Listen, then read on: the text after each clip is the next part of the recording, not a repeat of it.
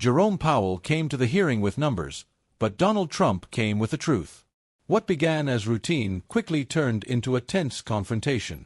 By the end, the Federal Reserve was stripped of its usual protection, exposed to raw accountability.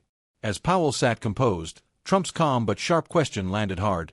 If the economy is booming, why are Americans still living paycheck to paycheck?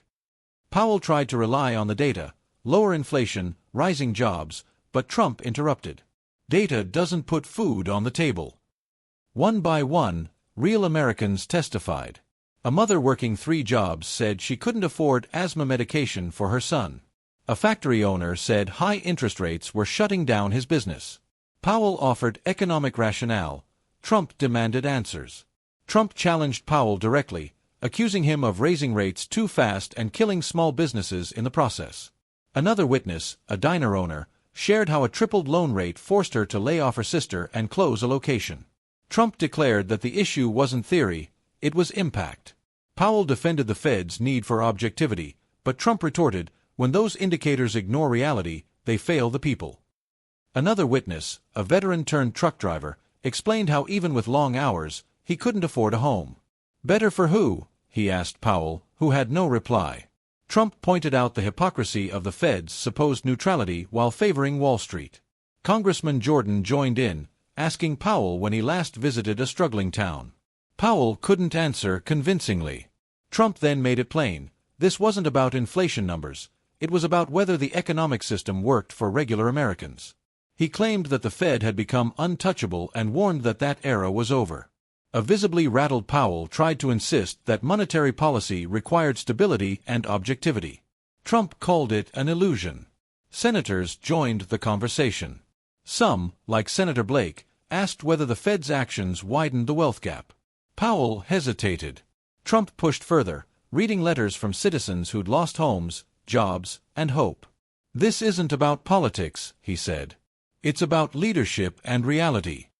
As support began to shift, Trump proposed replacing Powell with someone grounded in real-world struggles, someone who knew what it was like to worry about bills, hire workers, and recover from financial loss. Powell insisted that expertise mattered. Trump countered that results mattered more. He reminded the room that inflation slowing down didn't mean life was getting easier. Groceries were still high, loans harder to get, rent more expensive. As letters poured in, the conversation changed. Senators who had started the day neutral began leaning toward action. Senator Ramirez, a Democrat, admitted she couldn't ignore what she'd heard. Powell defended the Fed's approach, saying overcorrection prevented worse outcomes. Trump disagreed. You already gave them worse. He read a letter from someone who had to sell his truck to keep his home. That's not a headline. That's a man's life. A motion was introduced to formally recommend Powell's removal. While not binding, it was a powerful symbolic gesture. Powell warned of destabilizing global markets. Trump shot back. It was already unstable. People just stopped pretending. Powell said he did what he thought was right. Trump responded, maybe you did. But now it's time to do what's necessary. The committee voted. 1 abstained. The rest voted yes. The message was unmistakable. The era of blind trust in the Fed was over. Outside the hearing, the ripple effects spread quickly. Media, citizens, and policymakers felt the moment's weight. Names of potential Powell successors circulated, people not from elite institutions, but from small business backgrounds and real-world hardship. Across the nation, the hearing resonated. People finally felt heard. Letters kept arriving, filled with frustration, but also hope. At a diner in Ohio, the testifying mother received a standing ovation. In Michigan, the factory owner was offered support. The movement was not about anger, it was about acknowledgement and the demand for change. The hearing had become more than political theater, it was a turning point. Trump didn't scream. He didn't gloat. He listened, and then spoke the truth plainly. The system hadn't failed the people. It had ignored them. And now it would have to listen. As Trump left, reporters swarmed him.